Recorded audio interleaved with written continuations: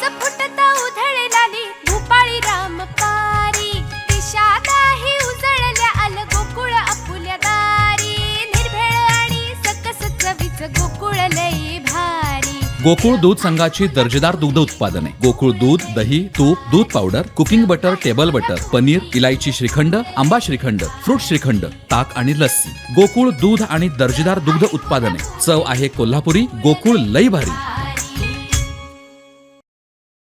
यापुढे उद्धव ठाकरेंचा उल्लेख टिकोजी करणार असं म्हणत आजपर्यंत त्यांनी टीका करण्यापलीकडे काहीही केलं नाही असा टोला आशिष शेलारांनी राजापुरातून लगावलाय। राजापुरातील भाजपच्या महाजनसंपर्क अभियानात ते बोलत होते। 9 वर्ष मोदीजींच्या सरकारची झाली आणि माननीय मोदीजींनी एक कल्पना या देशासमोर मांडली, आम्हा सगळ्यांसमोर मांडली की ज्या सामान्य मतदाराने आपल्याला आशीर्वाद दिलाय, ज्या सामान्य मतदाराने आणि नागरिकांनी आपल्यावर प्रेम केलंय, जा त्याच्या पुढे जा, त्याला नतमस्तक व्हा आणि आपण 9 वर्षात काय केलंय त्याचा लेखाजोखा जमा खर्च त्यांच्या समोर मांडा। आजची सभा हा त्या लेखाजोखा जमा खर्च मांडण्याचा आहे। स्वतः केंद्रीय मंत्री असलेले नारायणराव राणे साहेब या माननीय मोदीजींच्या सरकारमधले वरिष्ठ मंत्री आहेत आणि त्यामुळे कॅबिनेटमध्ये होणारे सर्व निर्णय त्या आधारावर देशात होणाऱ्या विकासाच्या प्रगतीची गती सामान्य गरीब माणसाला डोळ्यासमोर ठेवून त्याचं भलं झालं पाहिजे म्हणून दिल्लीमध्ये बसून त्या सामान्य गरीब माणसाचा विचार करून करणारे निर्णय याचा सगळा परिचय राणेसाहेब आपल्या भाषणात देतील। आणि म्हणून त्या सगळ्यावर मी फार वेळ घालवणार नाही। एक 2-3 महत्वाचे मुद्दे ज्याची संपूर्ण कल्पना आपल्याला सुद्धा आहे।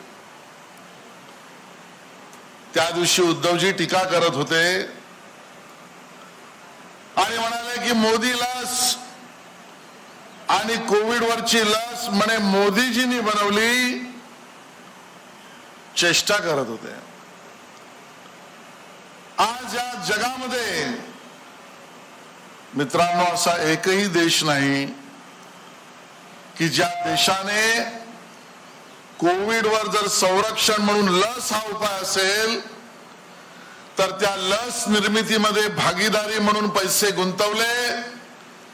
ज्या कंपन्या या लस निर्मितीच्या कामात होत्या त्यांना लागणारं सगळं वायुमंडळ इकोसिस्टीम उभी केली।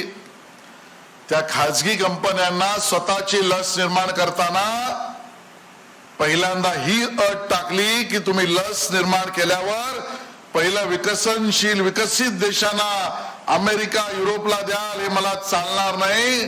लस विकसित होईल, प्रयोग यशस्वी होईल तेव्हा सगळ्यात पहिला माझ्या भारतवासियांना तुम्हाला लस द्यावी लागेल।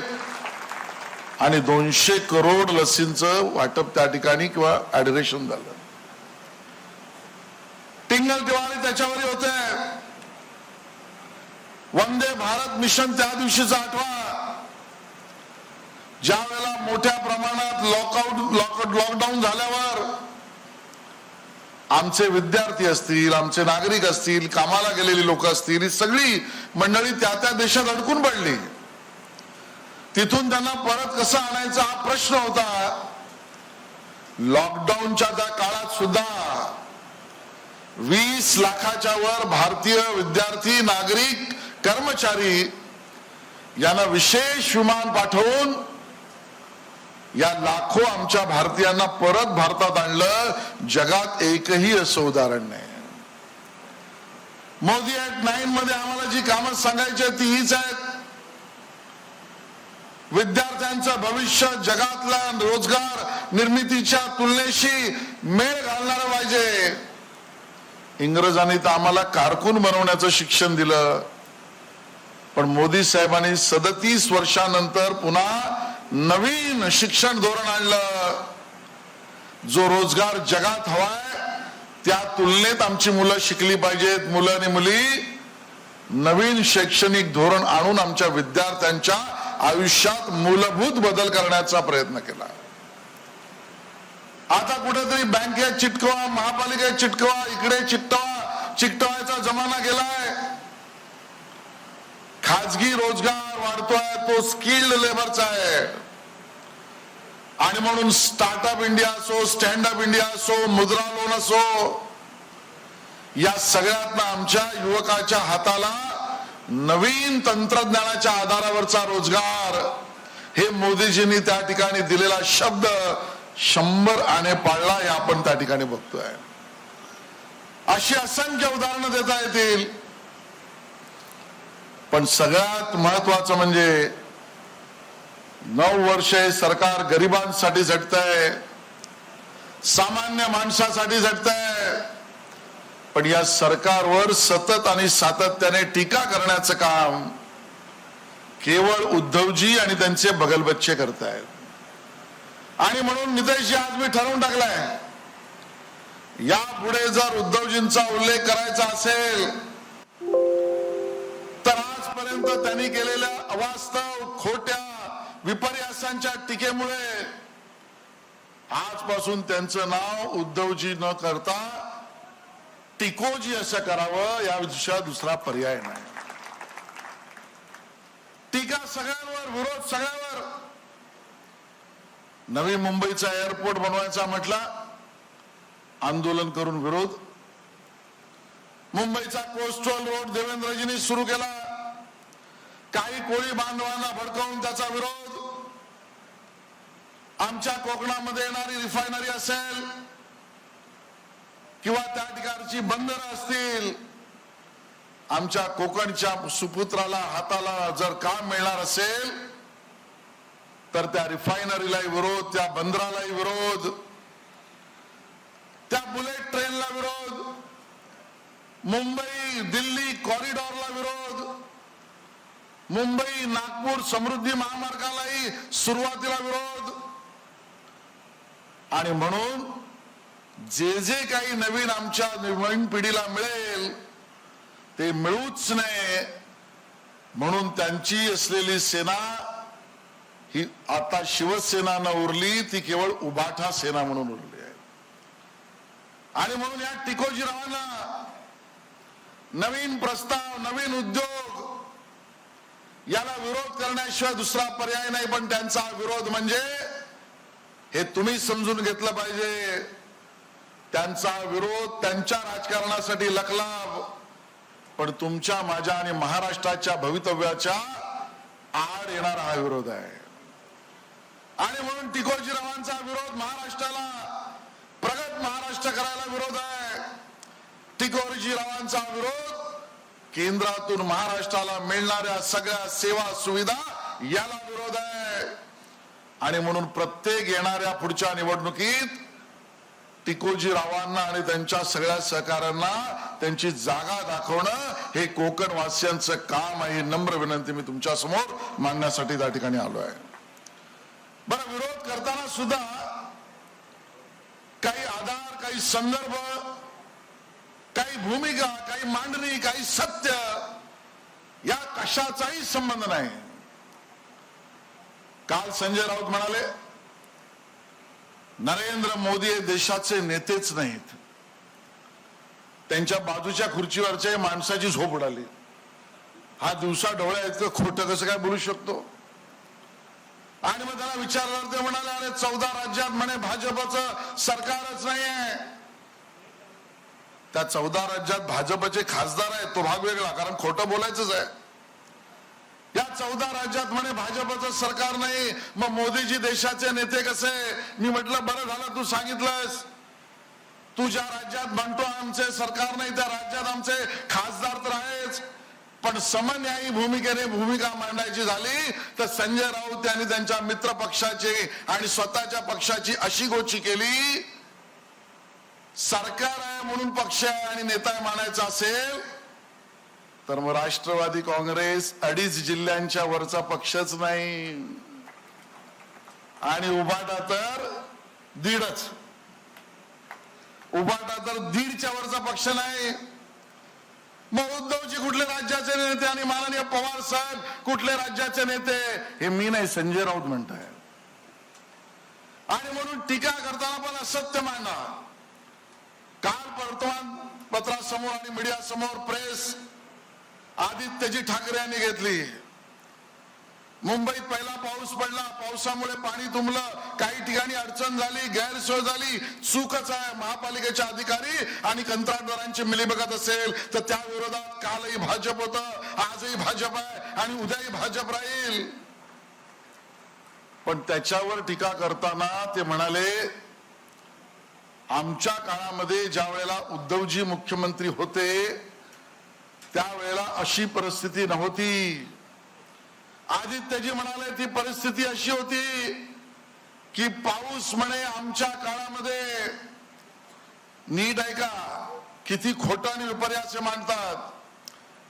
आदित्यजी म्हणतात आमच्या काळामध्ये पाऊस तासी 60 मिनिटाला 300 mm आणि 400 mm पडत होता, तरी पाणी तुंबत नव्हतं. मग मी थोडी माहिती घेतली. चेरापुंजी हे जगातलं सगळ्यात पाऊस सगळ्यात जास्त पडणारं स्थान आहे आणि म्हणून चेरापुंजीची माहिती घेतली तर लक्षात आलं चेरापुंजीला सुद्धा पूर्ण महिन्यामध्ये, पूर्ण दिवसामध्ये 1000 mm पाऊस पडतो. तिथेही एका तासाला 100 mm वर पाऊस पडत नाही. पण म्हणे मुंबईत 400 mm पडला. 26 जुलैला मुंबईत सगळी तुंबली,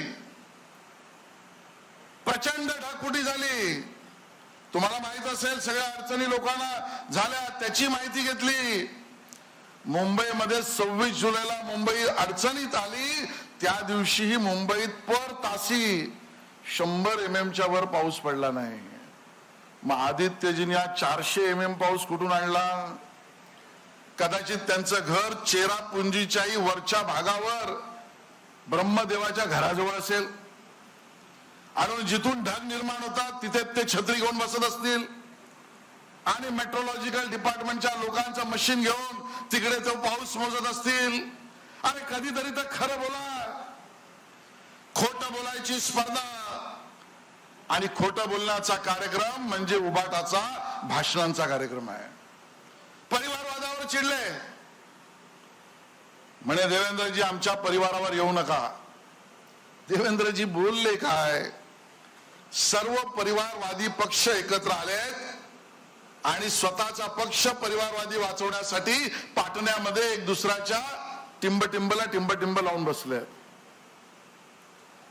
यापेक्षा वेगळं काहीच बोलले नाही. पण प्रत्येक गोष्टीमध्ये संवेदनशीलता, सिंपती, स्वतःबद्दल काहीतरी माझ्यावर अन्याय होतोय दाखवण्याचा बालिश प्रयत्न. आणि म्हणून परिवारावर माझ्या येऊ नका सांगितलं. पण आज या ठिकाणी सांगतोय की आम्ही तर तुमच्या परिवारावर बोललो नाहीत. देवेंद्रजी बोलायला मागे पडणार नाहीत, पण त्या दिवशी हा विषयच नव्हता. आणि जर आठवण करून द्यायची असेल तर तुम्हालाही मी सांगतो, आठवा 2014ला ज्या वेळेला विधानसभेच्या निवडणुका भारतीय जनता पार्टी आणि शिवसेना वेगळी लढली, त्यावेळेला पंतप्रधानांचा बाप काढण्याचा तुम्हाला परिवारवाद आठवला नाही. मोदीजींवर टीका करताना त्यांच्या वडिलांपर्यंत तुम्ही शिव्या शाप केलेत. त्यावेळेला तुमचा परिवारवादावरचा सहिष्णुता कुठे गेली होती? अग्रलेख लिहिताना संजय राऊत 2015-16 मध्ये पंतप्रधानांच्या पत्नींवर टीका करत होते. त्या पत्नीवर टीका करताना जिचा काही राजकारणाशी संबंध नाही, परिवाराशी संबंध नाही, त्यावेळेला परिवार सहिष्णुता तुमची कुठे गेली होती? अमित शहाजींवर टीका करताना त्यांच्या सुपुत्राबद्दल सोशल मीडियावर घाण लिहिताना त्यावेळेला परिवारवादाची सहिष्णुता कुठे गेली होती? एकनाथ शिंदेजी मुख्यमंत्री झाले, त्या मुख्यमंत्री झाल्यानंतरच्या पहिल्या सभेमध्ये उद्धवजी तुम्ही एका अर्थाने अजून पाळण्यात असलेल्या त्यांच्या नातवावर सुद्धा टीका केली. त्या पाळण्यात असलेल्या नातवाचा काय संबंध राजकारणाशी होता? त्यावेळेला तुमचा परिवारावरची सहिष्णुता कुठे गेली? आणि नारायणराव राणे आणि आमच्या मित्रांवर, त्यांच्या सुपुत्रांवर टीका करताना तुमची आणि तुमच्या बगल बच्चांची जीभ घसरते, त्यावेळेला परिवारावरच्या सहिष्णुतेचा विषय कुठे जातो? आणि म्हणून खोटं बोलण्यात एक्सपर्ट, खोटं बोलण्याचं प्रथम पारितोषिक या राज्यात जर कोणाला जाईल तर त्या उद्धव ठाकरे आणि आदित्य ठाकरेंना जाईल. इतकं खोटं महाराष्ट्रासमोर बोलण्याचं काम ही सगळी मंडळी करतायत. आणि म्हणून या सगळ्यामध्ये, त्यांच्या खोट्या चाललेल्या या प्रचारामध्ये सत्य हरपता कामा नये. सत्य सात्विकपणे सांगितलं पाहिजे. आणि म्हणून मोदी @9 मध्ये मोदीजींच्या विकासाच्या कामाचा हिशोब तुमच्या समोर ठेवणारी सभा आहे. आनंद या गोष्टीचा वाटतोय की ज्या प्रमाणात उपस्थिती आहे त्यातला मोदीजींच्या मागे हात आशीर्वादाचे प्रचंड कोकणातून कोकणातल्या ताज्या घडामोडी आणि लाईव्ह अपडेट्ससाठी फॉलो करा कोकणचं नंबर 1 महा चॅनल कोकण 7 लाईव्हचं फेसबुक पेज.